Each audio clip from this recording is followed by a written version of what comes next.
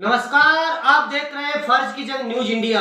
Ajmer CRPF में कार्यरत ब्रजेश कुमार शर्मा की पुत्री का नारायणा हॉस्पिटल में डॉक्टर प्रशांत महावर के द्वारा उपचार के दौरान हुई मृत्यु, जिस कारण से सीआरपीएफ का जवान सामाजिक संगठनों से बार बार कर रहा है अपील कि आइए और पीयू की उपचार के दौरान हुई मृत्यु में डॉक्टर प्रशांत महावर की कराइए गिरफ्तारी और करिए देश के जवान की मदद। क्या पीयू को मिलेगा न्याय? फांसी दो पीयू के हत्यारों को, फांसी दो, फांसी दो पीयू बिटिया को, न्याय दो, न्याय दो, न्याय दो, न्याय दो, न्याय दो पीयू बिटिया को, न्याय दो, न्याय दो, न्याय दो। मेरा नाम विजय कुमार शर्मा, मैं सीआरपीएफ से GC1 अजमेर CH हॉस्पिटल में अभी कार्यरत हूँ। मैं मेरी बेटी को 22 जुलाई को अजमेर CH हॉस्पिटल में डॉक्टर साहब को दिखा के उन्होंने जांच के लिए मेरे को रेफर किया नारायणा हॉस्पिटल में। मैं नारायणा हॉस्पिटल में गया, वहाँ पर OPD में मैंने डॉक्टर साहब को दिखाया। उन्होंने मेरी बच्ची की कुछ जांचें की। उन्होंने मेरे को उन जांचों के दौरान बताया नॉर्मल है, लेकिन सांस की प्रॉब्लम है इसके, तो इसके लिए कुछ जांचें करनी पड़ेगी। उन जांचों में उन्होंने CT स्कैन और एंजियोग्राफी के लिए मेरे को बताया। उन्होंने बोला अगर सैटरडे को आप एडमिट हो जाते हो तो आज शाम को आपकी CT स्कैन करवाई जाएगी। तो मैंने सैटरडे को ही मेरी बेटी को एडमिट कर दिया। उन्होंने शाम को CT स्कैन कर ली। CT स्कैन के उपरांत शाम को डॉक्टर जब ड्यूटी पे आए नाइट में, तो मैंने उनसे पूछा भाई CT स्कैन में क्या कोई दिक्कत आई है? बोला नहीं, नॉर्मल है। उन्होंने बोला एक एंजियोग्राफी और होगी। तो बोला कल तो संडे है, संडे को डॉक्टर साहब आएंगे नहीं, मंडे को एंजियोग्राफी होगी। तो मैंने मंडे को वेट किया। सुबह 9:30 बजे, रात को 2:30 बजे स्टाफ नर्स आके बोली इनको कुछ खिला देना, सुबह कुछ मत खिलाना। तो मेरी बेटी को मैंने जगाया। उन्होंने बोला पापा मेरे को भूख नहीं है।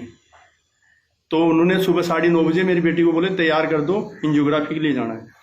तो उन्होंने एंजियोग्राफी के लिए ले गए।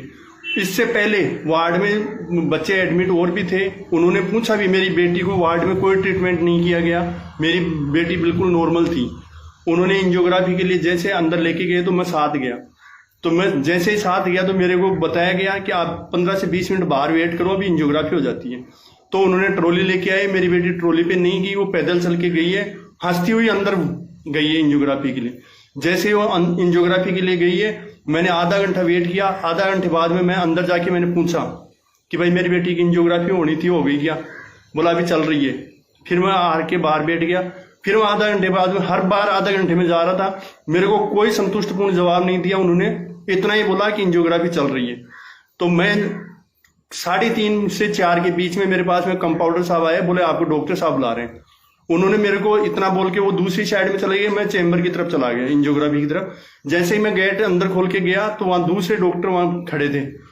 उनको नहीं पता था बेटी के पिताजी आ गए, तो मेरी तरफ उनकी पीठ थी। वो उस डॉक्टर को डांट रहे थे, प्रशांत महावर को, कि तूने नालायक इतनी बड़ी गलती कैसे कर दी, बच्ची को ओवरडोज दे दिया। तो मेरे सामने उन्होंने ये बोला एनेस्थीसिया का ओवरडोज दे दिया। मैं सुना उनसे कि भाई ओवरडोज क्यों दे दिया। उसके उपरांत मैं वहां रोने लग गया, मैं बैठ गया। मैंने डॉक्टर साहब से पूछा तो वो दूसरे डॉक्टर साहब मेरे को बोले मेरी बेटी का नाम भी पीयू ही है, आप घबराओ मत, सांस कम आ रहा है, अभी वेंटिलेटर पे ले रहे हैं।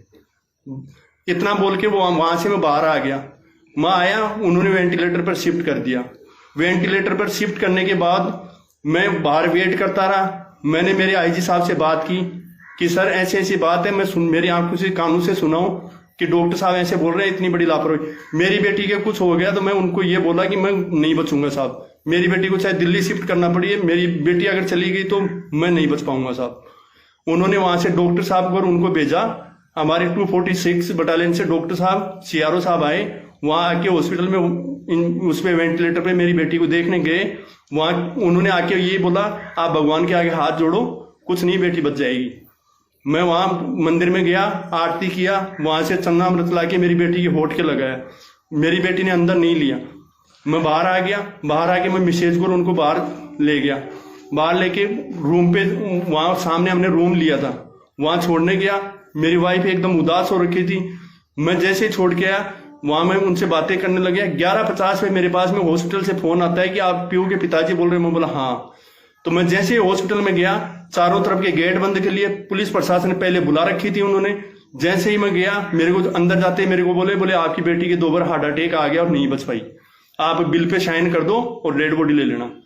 मैं चुपचाप बाहर आ गया। मैं आके एकदम टूट गया था। मेरे भैया और मेरे साथ थे, उन्होंने बोला अपन थाने में चल के कंप्लेन करेंगे। हम सुबह 6:30 बजे प्रतापनगर थाने में चले गए। वहां हमने एप्लीकेशन लिखित में दी है और वो एप्लीकेशन भी मेरे पास में है।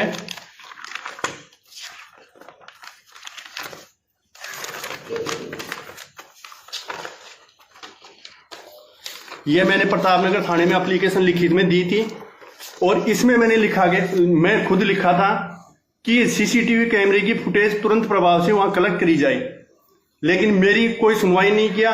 और 10:30 बजे के आसपास हॉस्पिटल से फोन आता है कि पीयू के पेरेंट्स यहाँ हल्ला कर रहे हैं, डेड बॉडी नहीं ले रहे, जबकि इसमें पुलिस थाने में जो मौजूद थे वो गवाह हैं, उनकी फोन डिटेल निकाल सकते हैं। हम सब थाने में बैठे थे उस टाइम, हॉस्पिटल में कोई नहीं था। और ऐसी ही सूचना मेरे उच्च अधिकारी आईजी साहब श्री विक्रम सिंह सहगल साहब को भी दी गई कि यहाँ परिजन हल्ला कर रहे हैं, डेड बॉडी नहीं ले रहे। तो इससे प्रतीत होता है कि हॉस्पिटल की क्या चालबाजी थी इसमें। दूसरी चीज, मैंने कंप्लेन देने के बाद में मैं सीधा पुलिस के पास गया हूं। पुलिस वहां से डेड बॉडी कलेक्ट करके वहां पर तुरंत जयपुरिया हॉस्पिटल में उन्होंने पोस्टमार्टम के लिए लेके गए हैं और पोस्टमार्टम किए। मेरे को यह बताया गया था कि 7 दिन में आपको पोस्टमार्टम की रिपोर्ट मिल जाएगी। अभी तक मेरी बेटी के मेरे को कोई भी कागज हॉस्पिटल द्वारा, पुलिस प्रशासन द्वारा मेरे को ज्ञात नहीं कराया गया है कि उसमें मेरी बेटी का कोई भी कागज हो।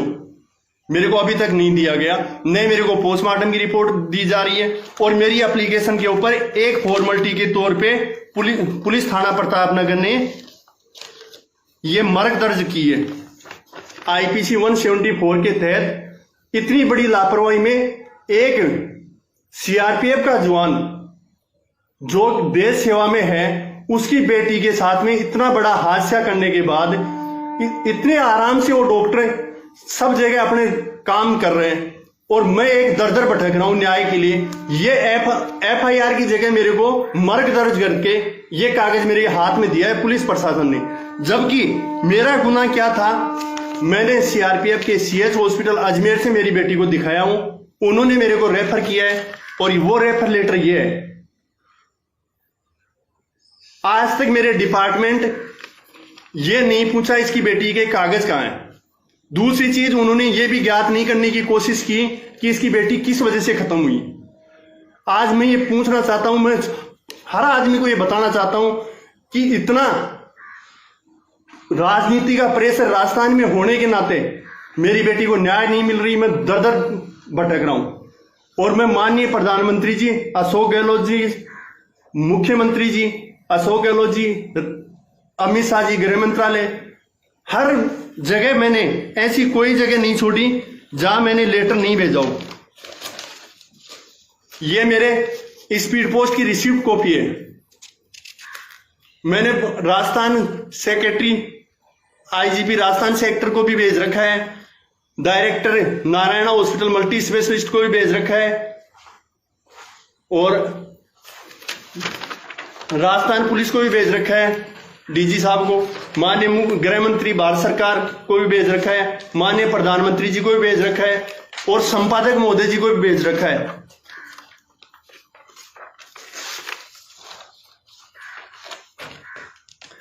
मेरी कॉपी की ये रिसीव्ड है। प्रधानमंत्री जी, गृह मंत्री जी, मुख्यमंत्री जी, चिकित्सा मंत्री जी, मैंने टोटल 18 पोस्ट स्पीड पोस्ट की है और उसका ये प्रूफ है। उसके बावजूद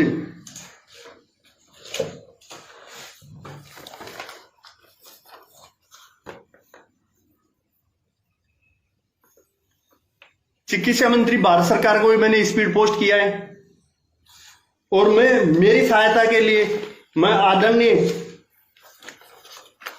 हनुमान बेनीवाल जी से भी मैं निवेदन करूंगा कि मैंने उनको भी ये लेटर भेजा है। मेरी समस्या को मद्देनजर रखते हुए उचित कार्रवाई करवाने की कृपा करें।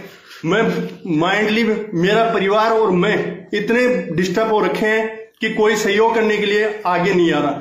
मैं एक सीआरपीएफ का जवान होने के नाते हर देशवासियों से मैं हाथ जोड़ के विनती करता हूं कि मेरी बेटी को न्याय दिलाने के लिए सब आगे आए और मेरे वीडियो को ज्यादा से ज्यादा शेयर करें ताकि ये गृह मंत्री जी और प्रधानमंत्री जी के पास में जल्दी से जल्दी पहुंचे और इस पे उचित कार्रवाई हो। मैं इतना माइंडली पजट हो रखा हूं कि मेरे को कुछ भी नहीं दिख रहा। मैं रात को सोता हूं, उठता हूं, मेरे को मेरी बेटी सामने आ रही है।